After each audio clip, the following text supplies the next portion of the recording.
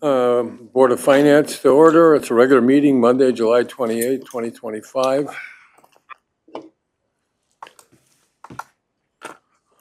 The clerk informs me that we have a quorum, so we'll move forward with the agenda.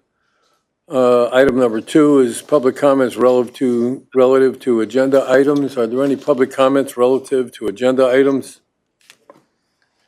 Any public comments relative to agenda items? Hearing none, we'll move on to item number 3. Independent consumer advocate comments and questions relative to agenda items. None, thank you. We have none? Okay. Thank you. Item number 4, approval of the meeting minutes of June 23rd, 2025. These went out with the agenda. Does anybody have any additions, corrections, deletions, or corrections? I would just comment for myself that the item, Commissioner requests for consideration of future agenda items, I'm not asking to change the minutes because I think the video is available, but there were 2 issues that kind of got jammed into one here and with very little detail. So when we get to them, we'll just deal with them when we do. And I'll move on to the next issue. If we get a motion to approve the So moved. minutes of June 23rd. Commissioner Adel? Motion's been made and seconded. Linda King Corbin, second. What was that? I'm sorry. It was a second. Linda King. Oh, okay, I'm sorry. I thought, Second. we had 2 seconds. Okay. All in favor of accepting the minutes as presented, signify by saying aye. Aye. Aye. Thank you. Motion carries. Item number 5, consideration of potential action regarding integrated plan capital project closeouts. There was some backup materials that came out with the agenda on this. I'm not sure who's going to take the lead on this. Kelly Shane. Okay. Please go ahead, Kelly. Mr. Chairman, Kelly Shane, Chief Administrative Officer. I first want to say how happy I am to introduce Jonathan Perugini, our new CFO. Today was his very first day in the office, so he had quite a long one for today.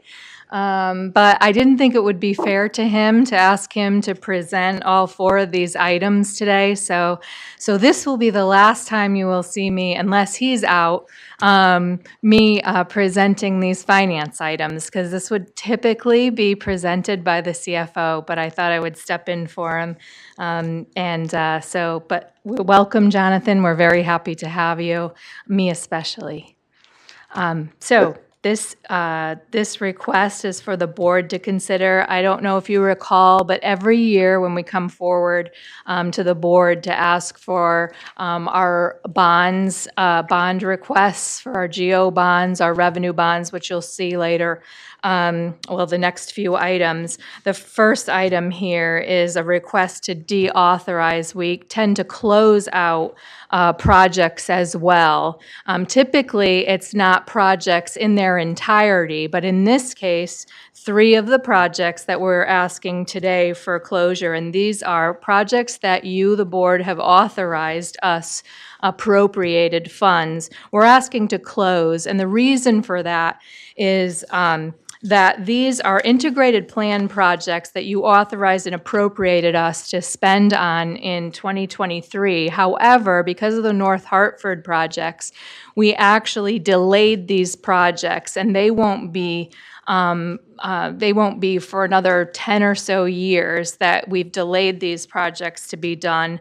And they're going to be part of our updated integrated plan, which will be submitted to DEEP in 2028. We typically like to now keep projects only on our books for 5 years. Our goal is to close out projects within 5 years of them being issued. So we'd like to design, spend, and close out our projects within 5 years. we know that we're not going to spend. So to keep our debt limit, well, actually, these aren't, never mind about the debt limit, but we would just like to close projects that we're not going to be spending funds on in the near term, and then ask for the appropriation when necessary. So this is $7.17 million worth of projects that we do not plan on spending until the 2030 timeframe, more likely. So that's why we're asking to close these appropriations. As I said, the materials went out with the agenda on this. Does anybody have any questions for Kelly on this particular item? Anybody online have any questions? Okay. I'm not sure what the correct action for this is. It says consideration potential action regarding integrated plan capital projects. There should be a resolution. The resolution, I'm sorry, the resolution is there for you in the packet. Yeah, I don't have the hard copy of it, so Want me to get here? yeah, here it is. I didn't print out the whole hard copy of that stuff. 6-1? No, just this. It's page 5. 5. Okay, so it's, I won't read the whole thing, but we agree that the clerk signed it, and the suggestion is that the Board of Finance recommends the District Board passage the following resolution, that the District Board approve appropriation closeouts for projects listed above, and they're on this page. So, without any further questions, all in favor? Oh, we need a motion. Well, Motion to okay, approve. yeah, go ahead, I'm sorry. If you have a question, go ahead. No question. Okay, then we need a motion to Yep, I did that. for the resolution, recommended resolution. Motion's made, is there a second? Second. Motion's made and seconded. All in favor of the resolution as recommended, signify by saying aye. Aye. Aye. Any opposed? Any abstentions? Hearing none, the motion carries unanimously. Thank you. Thank you, Kelly. Item number 6 is consideration potential action regarding authorization for issuance and sale of general obligation bonds in the amount not to exceed $100 million. Again, You again, Kelly? That is going to be me. I'm going to stand up here for 6, 7, and 8. So Okay. to go through this one every year again, we come before you and request the issuance of general obligation bonds, in this case, up to $100 million. I believe last year it was $80 million. This is for the funding of, we issue debt once a year to cover our expenditures for spend that we may not have borrowed for yet, and our project expenditures for our 2025 projects that we're spending on. So we do this every year about this time. We actually have Munistat here, our advisor, our financial advisor, here about the bond, if you have any questions about the bond issuance, the market, et cetera. We're in the process of preparing to go out to market, the rating agency presentation. Susan, myself, Greg Wara is here from, he's our cash and debt analyst, and Diana Fay have been working very closely, our treasury manager, been working very closely with Bill from Munistat, our financial advisor, preparing for the GO bond sale as well as the revenue bond sale, if you are to approve the resolutions today. And this is, again, for the projects and for our cash flow, so that we can continue to fund the projects as we expend on all of the projects that we spend on for our 25 new issuances and our 25 spend as well. Are there any questions from commissioners for Kelly? Kelly, when we established the amount that we're going to ask for each year, we also look at the GO bonds that are coming offline as well. So, Yes, we do. in the mix of what's coming offline and what's going to be going online, the payments against the bonds, is that going to become a bigger part of our budget, or are we trying to manage that by balancing what comes off and goes online, or how will that affect the budget? Just for as a general discussion. You don't have to give me specifically how, but. Yeah, Greg does this for us every day, and we review and meet with Scott on not only cash flow, but also with engineering. We look at the spend that we have on all of the projects. Each year, we try to hold ourselves to what we can go out to bid. I mean, it starts back at the bidding process. What can we afford to go out to bid for? What can we afford to spend? And then we relook at it throughout the year, which is how we come up with the $100 million. What have we spent? Where are we in our cash flow? And we continue throughout the year to do that, which is how we came up with the $100 million in GO bonds. We also look at our debt, what's coming off. And so we look at the whole package. We sit down with the groups. And so it's a very coordinated and collaboration between both engineering, ourselves, and we also sit down and look at the market as well with our financial advisor.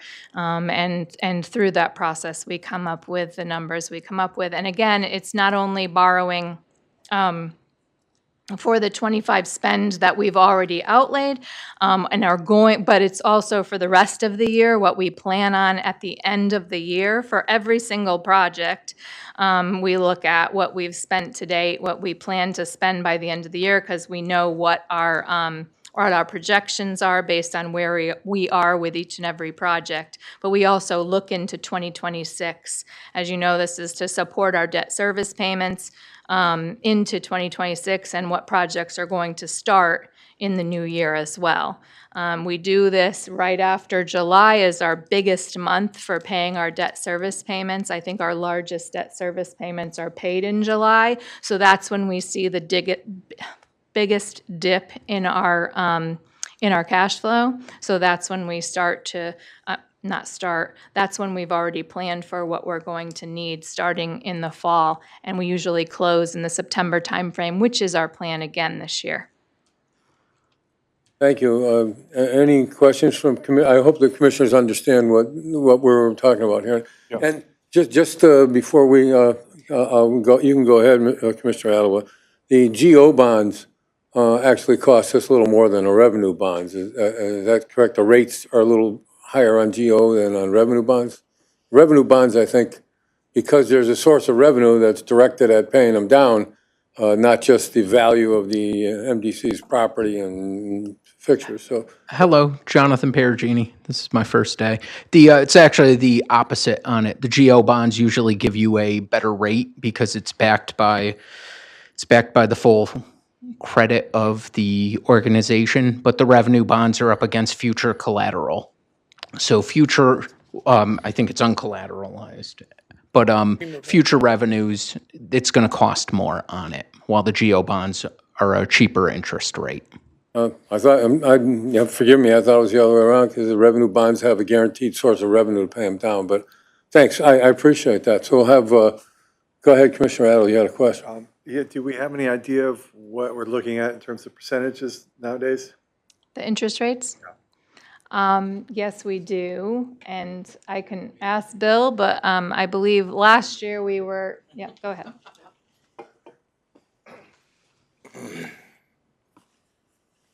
So good evening. My name is Bill Lindsay. I work for Munistat Services. We're the district's financial advisor for debt issuance.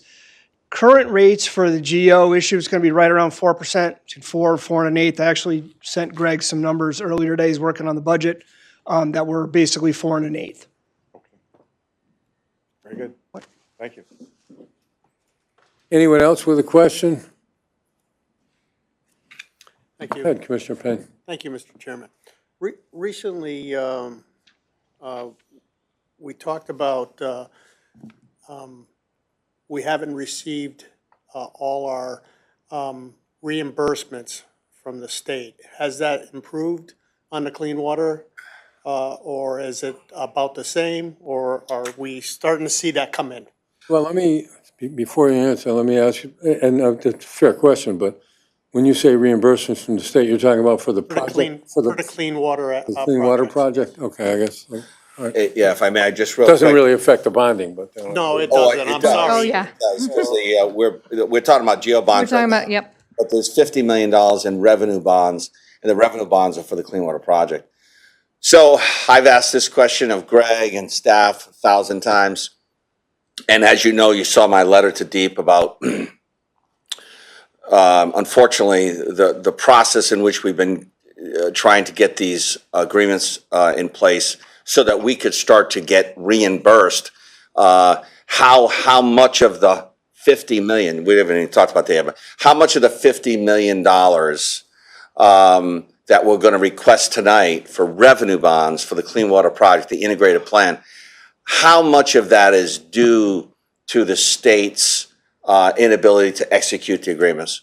And the answer was not so much a dollar amount, but a timing. So we probably are going to bond market a couple of months earlier than we would have if we would have gotten the revenue, the reimbursements and the timeliness that we've asked for in my letter. So what does that affect? Well, I don't know. If we go to market on such and such a date and we get 4%, but if we waited 2 months and President Trump drops the rate by 50 points, I don't know. I mean, so it's very difficult to say how much of this is impacting us, except that it's a timing issue. We're going to market probably a couple months earlier than we would have if it wasn't for the Deep issue. Thank you. All right, well, we'll stick with the issue that we were talking about, and maybe we can ask about that later, but I just want to make sure that everybody understands that my understanding is that there's no question, the state hasn't questioned whether or not they, I don't know if owe us is the right word, but whether or not they're obligated to pay us this money, it's just when they're going to be able to do it. There's no question about whether or not they're actually owe us the money.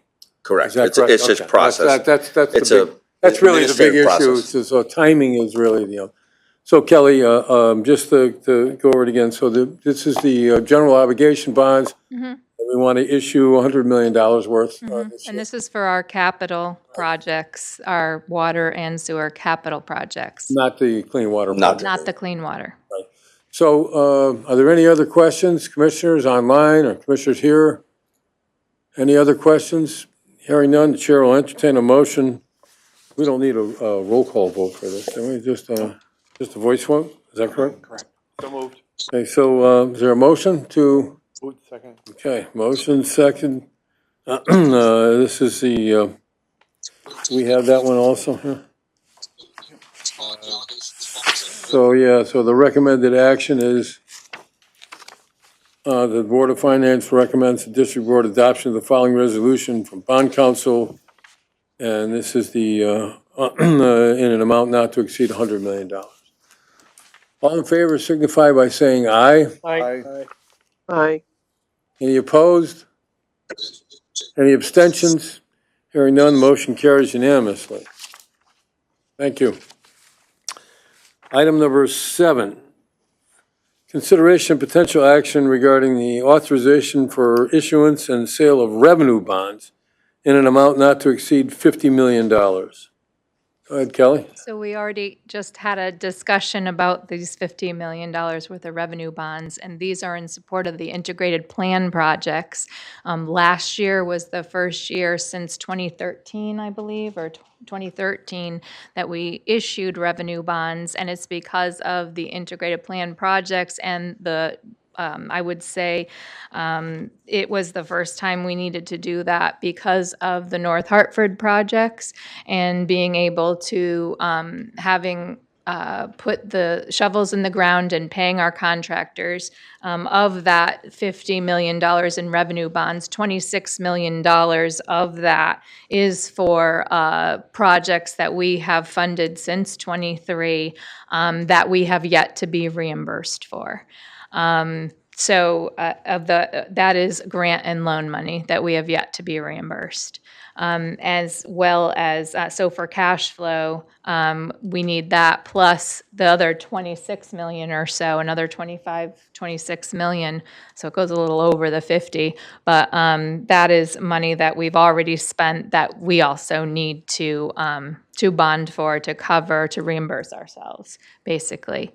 So that is the clean water, that is secured by the Clean Water Project charge, to your point, Commissioner Salemi. That's why we're going out for the revenue bonds for this, different than our capital projects with the GO bonds. That's the difference there.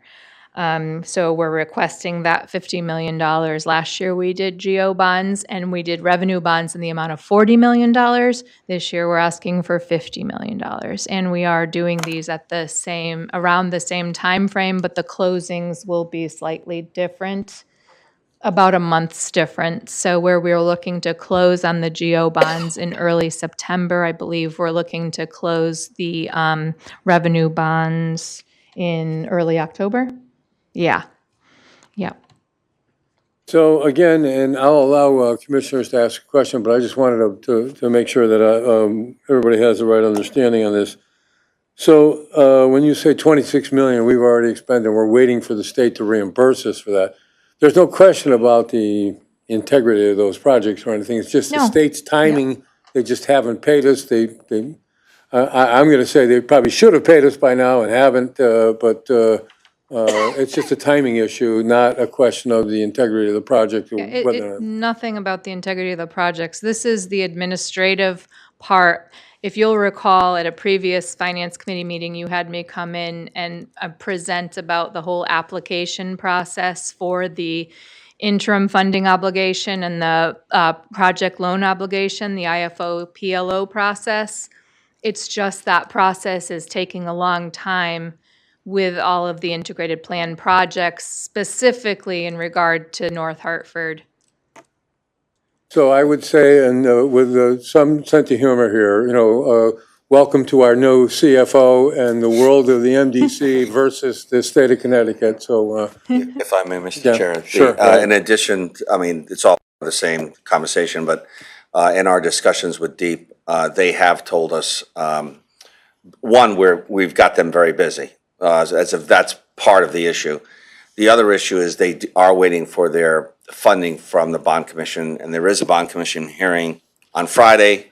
We're hopeful no one cancels it, but the monies are there as part of, that will help our administrative process of getting reimbursed. well, I would only say that we're exercising ourselves in order to solve these problems that have been, a plague on Hartford County for decades, and we're doing it as fast as we can, and just people will keep up with us. So go ahead, Commissioner Adler. Mr. Chairman, the question I'd ask then is if we somehow were reimbursed before issuing these bonds, does that make a difference on the issuance of the bonds? And if it doesn't, which I assume it doesn't, where does the money go? As it goes into our general fund? So Reimbursed because we took. yeah, the money. so remember, there's two, on the 50 million, there's two pieces. There's 26 million and there's a 25 million. Correct me if I'm wrong, but the 25 million is, we actually used our money, cash, from our sewer. So we have one checking account and everything comes out of one checking account. And we use as ledgers to reimburse ourselves and keep track of who owes what, right? So the 25 million was, we actually paid out $25 million to contractors, to consultants, and we need to borrow that money to pay back the general sewer fund. The other piece, the 26 million, is we're expecting grants and loans, which we haven't gotten yet, but it's a cash flow issue. So we're bonding 26 to reimburse the grants and loans. Kelly? Yeah, I Yeah. mean, we've outlaid all that Yeah. money, so we're gonna put it back where it belongs. Right. And that debt service from the clean water projects comes out of the clean water rate stabilization fund. But in between, or in the meantime, it's costing us the interest to borrow this money, where if they'd given us this money, we wouldn't be spending the money interest. So there's a cost associated with them not getting us the money on time or associated with. Anyway, without any further questions, so the recommendation is that the Board of Finance recommends the District Board adoption of the following resolution from Bond Council authorizing the issuance and sale of not exceeding $50 million in revenue bonds for the integrated plan. Is there a motion for the resolution? So moved. Motion's been made. Is there a second? Second. Okay. Motion been made and seconded. All in favor signify by saying aye. Aye. Aye. Any opposed? Any abstentions? Hearing none, the resolution passes unanimously.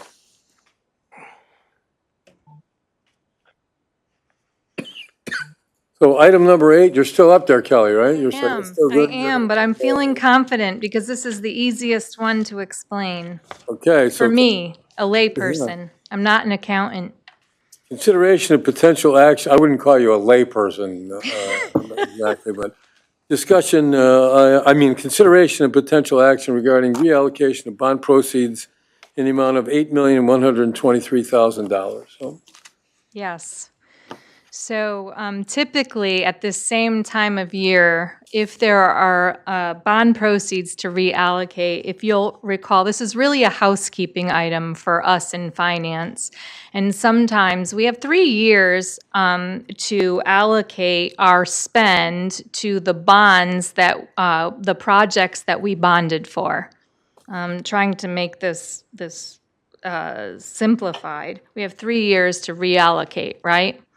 So sometimes we don't spend, we project, but we don't spend exactly what we anticipated spending on any given project, and instead we spent on other projects. So what we're asking here is, and we have the list of projects where we didn't spend quite what we had estimated, and then we spent on projects we didn't maybe anticipate, or it just so happens that we spent on other projects. So this request is literally, this resolution is requesting your approval to reallocate these bond proceeds from certain projects to other projects so that we stay in line with our 3-year requirement for reallocation. And that 3-year requirement is so that we can keep these bonds tax exempt. That's it. It's all about the spend. It has nothing to do with the bonds themselves. are there any questions for Kelly or anyone else on this item? Okay, and I don't have any either, Kelly. I thank you. Good enough explanation for everybody. Thank you for that. So is there a motion to reallocate the bond proceeds in the amount of $8,123,000? So moved, Adel. Motion's been made, seconded. All in favor signify by saying aye. Aye. Aye. Not enough? Still have enough people there? I didn't hear enough ayes, but I don't think of it. Are there any opposed? Any abstentions? Okay, hearing none, motion carries unanimously. So, Thank you very much.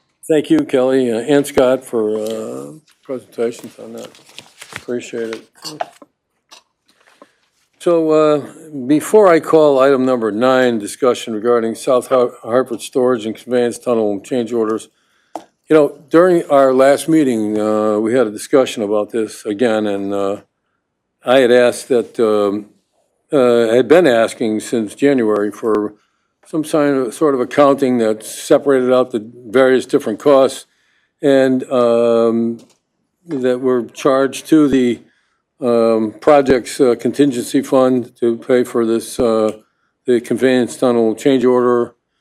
And I also asked to see it in writing. I don't see anything, any materials here in writing. And I'm reluctant to go ahead with this without something in writing. It's just another discussion that doesn't get us to the end. I know when I asked for, to clear up the details regarding the separation agreement that we had earlier this year, Finance sent us a second round of that, and it was a lot clearer and a lot easier to understand, and had totals and subtotals, and was basically a lot more acceptable than the original. That's what we're looking for here, and I would suggest that if we can get something in writing, we can put it on the next agenda. I asked to have it put on the agenda because I believe we're going to get something in writing, but we don't have it. So, like I said, I'm reluctant to even call this item without something in writing. So, if we can have a written tabulation of the direct and versus indirect and total, subtotals, totals, and the remaining balance of the contingency after it was spent in writing, we'll have it at the next meeting. Mr. Chairman. Yes. Thank you. Thank you, Chris Stone. At the last, I listened to the tape from the last meeting, and at the last meeting, the chair recognized that, in fact, everyone did receive, in fact, the full board has received a memorandum from me which laid out the costs, and it gave an update of the resolution of the disagreement with KOJV in the form of certain change orders. There was attachments to that set out the cost. I labeled certain costs direct costs and certain costs indirect costs. At the meeting, the last Board of Finance meeting, the chair indicated that he didn't receive any questions from any other commissioners or citizen members about that memorandum. But he did have a question as to what the distinction was between indirect costs and direct costs. I then followed that up with an email on July 7th that was sent to each of the commissioners and citizen members explaining what I meant by direct and indirect, and that explanation was in that email. I don't know if the chairman received that email or had a chance to look at that email or not, but my original memo went out on June, in advance of the June board meeting, and was sent to everybody. So, and it was in writing. So I'm not sure what else. Well, it wasn't, it was not a financial tabulation of where payments were made and where the funds came from. We had a meeting where, it was explained that all the monies came from the direct and indirect came from the project, and that some of the monies were transferred to the district council's budget so that they could pay some of the, I assume, indirect costs. I saw the email. It's not like I didn't, excuse me. It's not like I didn't see the email where you suggested I confirmed that nobody had asked. That's not what I confirmed. What I said that I had been asking this question since January, and I'd asked it 4 times, so no one else bothered to ask it again. And what I tried to express was that we'd had a meeting that we discussed what the difference between those two were, and all we needed was a tabulation. We got one before. I don't understand what the reluctance to provide just a regular financial tabulation is, but if you can do that, I'd certainly appreciate it. Otherwise, I don't think there's anything else left for us to talk about, so. If I can respond to that, there's no reluctance on my part, and I don't appreciate the inference that there is, or the statement that there is, that I'm reluctant to provide the information. I provided the information. It was provided on June 2nd, just prior to the June board meeting. You had asked for it back in January. I understand that, and as I indicated then, and the next time you asked, and the next time you asked, that there were still things being finalized, not the least of which was the approval by DEEP of the change orders, which was an important part of the financial considerations.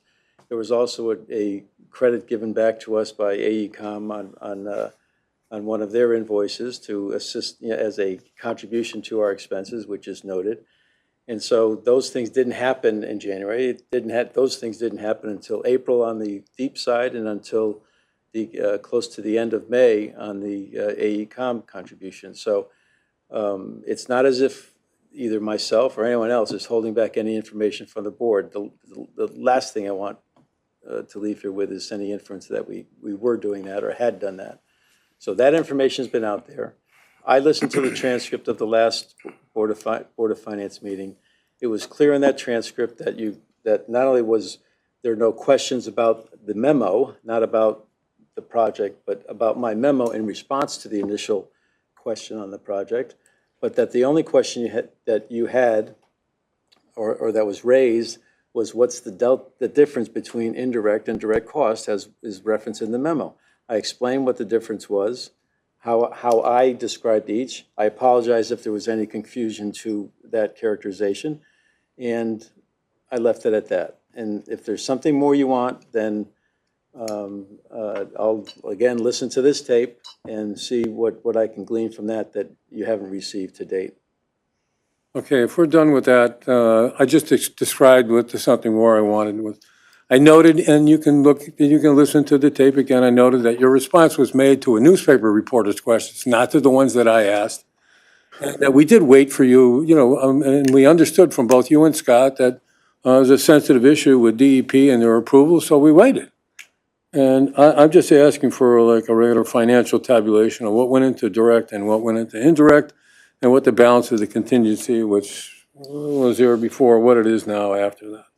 If you can provide that in writing in a sort of financial format, I'd appreciate that. If you can provide it for the board, I asked as the chair of the Board of Finance, if you can provide it to the members of the Board of Finance, I'd appreciate it. So item number 10, opportunity for general public comments. Are there any general public comments? Any general public comments? Hearing none. Item number 11, Commissioner request for consideration of future agenda items. So I'd like to, on this item, I'd like to return to the minutes of the last meeting, the June 23rd meeting, and the issue of my request of the district chair to provide for an investigation of the selection of the auditor only to respond to what the district clerk had written to us. We had a bunch of documents that he had written to us recently, and I asked both at the meeting and in an email to the district chair that he consider together with the district board a review of those documents and an investigation into the selection. What I said was a failure because the selection committee was canceled and we didn't select an auditor from that particular selection committee and process. So I'm asking again if the district chair can, together with the district board, review the documents and provide some answers as to exactly what transpired leading up to the eventual hiring of the auditor. Some of the things that we did discuss included that, and the district clerk recounted for us, was that the original contract with Bloom Shapiro at the time, which became Clifton Larson Allen, or whatever, I may have that wrong, that both our vice chair, Alan Hoffman, and I sat in on the discussions and the selection of the auditors in 2019.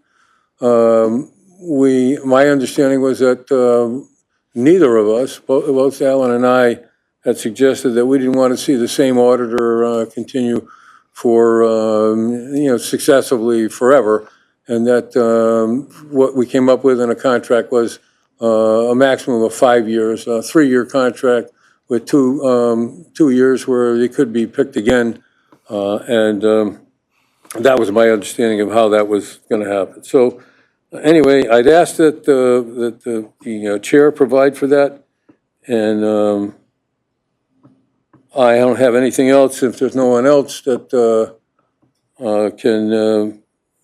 has a request for consideration of future agenda items. Is there anyone else with consideration of future agenda items? Alan? Yeah, so there's no, if I heard this right, there's no predetermined time frame for the employment or hiring of the current auditor. There's nothing in our regulations that say you should change after 2 years, 4 years, or whatever. So I think we raised that question of should we look elsewhere or not? That's 2 years ago. The situation that we encounter today is a little bit different. And I'm certainly willing to go back on what I might have mentioned as the possibility of changing.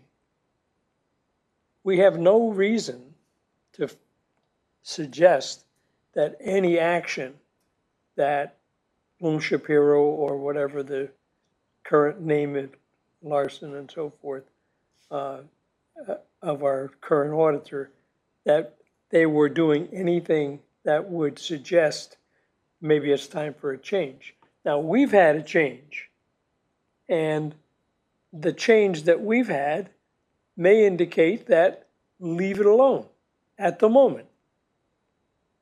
And we'll look at it another time, a year, 2 years, whatever it is. But this constant, moving, shifting of this changes, that changes, and so forth, that's not healthy. So let's leave it where it is, not continue that discussion, at least for another year. So, anybody else want to join in, please? Well, Commissioner, there was nothing in what I suggested that suggests there was anything, No. amiss in what was done. I hope that everybody understands that. But we did, the process that we were using created some sort of, obviously, anomaly to what was supposed to be happening. And that's what I've asked about. During that process, and I might say October, November of '24, I had received on an annual basis a letter from the auditors. Once they were selected, we had a letter, and those letters were coming in November. I got them in November of '23. I have one from Clifton Larson Allen, and basically notifying us that at some point in the future they were going to provide us with an outline of the audit and so forth. I didn't get it. I asked for it, and it didn't come right away. And then it came, and if you remember, it came. It wasn't on their stationery or anything. And then I asked why, and eventually we got one on their stationery in sometime in December. But there was something going on that we weren't notified of, and that's my question. We weren't notified that there was an issue with selecting the auditor. And I think that the commissioners, and particularly the Board of Finance, and you as vice chair and myself, should have at least been advised of what was going on. That's what I've asked about, and I'll just leave it at that. We'll leave it up to the chairman and district board to decide what to do with that. So, since there aren't any other commissioner requests for consideration of future agenda items, call for a motion to adjourn. So moved. Motion's been made, and without objection, meeting's adjourned.